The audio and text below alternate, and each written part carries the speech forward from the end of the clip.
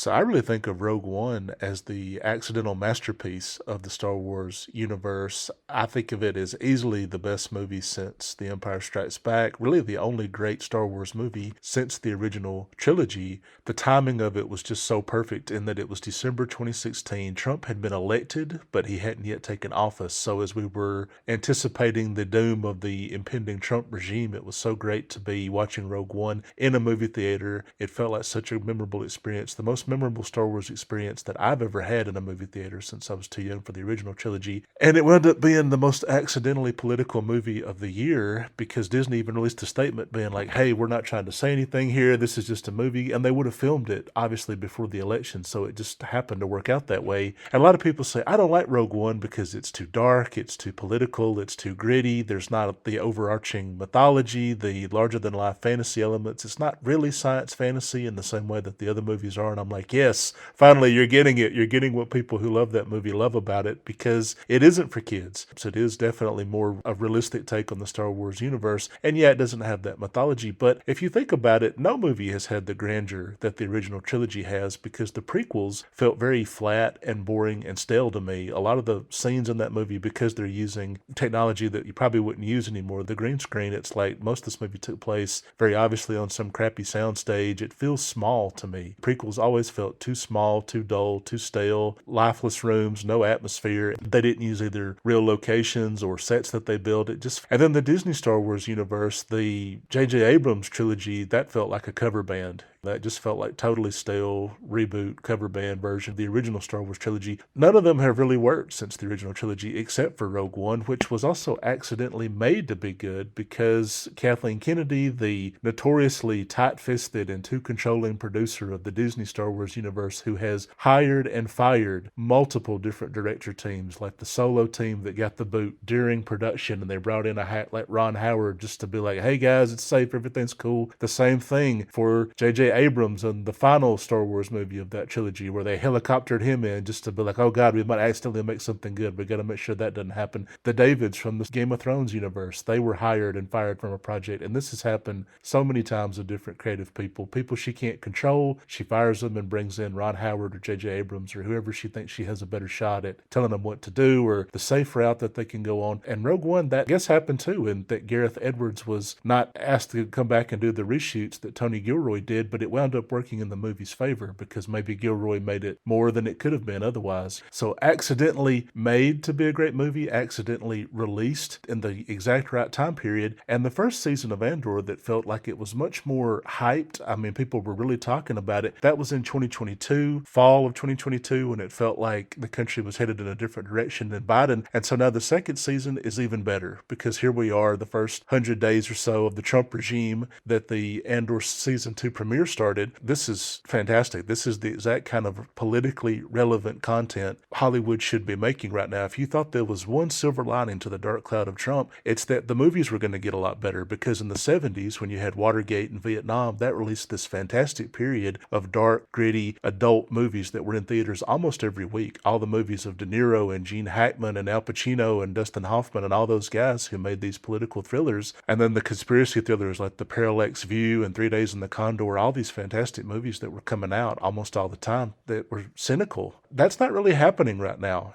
I've noticed in terms of Hollywood and the movies that are getting played. But Andor is what you would want to see and be like that, where each week it feels like what's happening. The second season episodes where Cassian got stuck between two different rebel groups that were quarreling and fighting and then they turn on each other. Some of that feels like what the Democrats are doing, where you see Ken Martin and David Hogue over at the DNC. They're trading barbs and going at each other. I thought, my God, I'm watching on a science fiction show set a million galaxies away. It's the same thing happening at the DNC right now. With the rebellion in Andor, they're like, should we fight harder? Should we blow up this? Should we keep our powder dry? Some people are more like Chuck Schumer, the senators, who don't really want to fight that actively. Some people are more like Saw Gerrera, where it's like, we got to go now. We got to do this. Keeping all that together is the Stellan Skarsgård character, the master spy who's weaving all this together. He basically builds the resistance and builds the rebellion, even though they don't even want to remember him for it or say, hey, you kept us us alive all those years when he's dead because he did some morally questionable things. That feels very relevant to everything that's happening. And so because Andor and its revolutions and counter-revolutions and feeding the wrong thing to the informants so they do the wrong thing at the wrong time, I don't know. This is exactly what I've been waiting for. And the first season of Andor, when it came to my annual countdown of all the TV shows and my top 10 best list, the first season of Severance and the final season of Better Call Saul and a couple of other things, they beat it out for the top spot. I think Andor was 5th or 6th for that 2022 list. But this year, I don't know. It may very well take the top spot because it's exactly the kind of content that we've been waiting for. Can't believe we found it in Disney Plus of all places. Disney Star Wars has given us Rogue One, the movie masterpiece, and now Andor, the TV show masterpiece, which I do think is the best Star Wars TV show that they have ever released and ever will release. I can't believe some people think Ahsoka and The Mandalorian and things like that really are mediocre at best. You can always hope that this is where Disney Star Wars continues to take us, even though I know it won't. So the fact that when this show ended, that was pretty much the door closing on anything like this, and you feel like they're just going to retreat into more safe properties from here on out, I guess that made it feel even more special and a little bit more sad that it ended.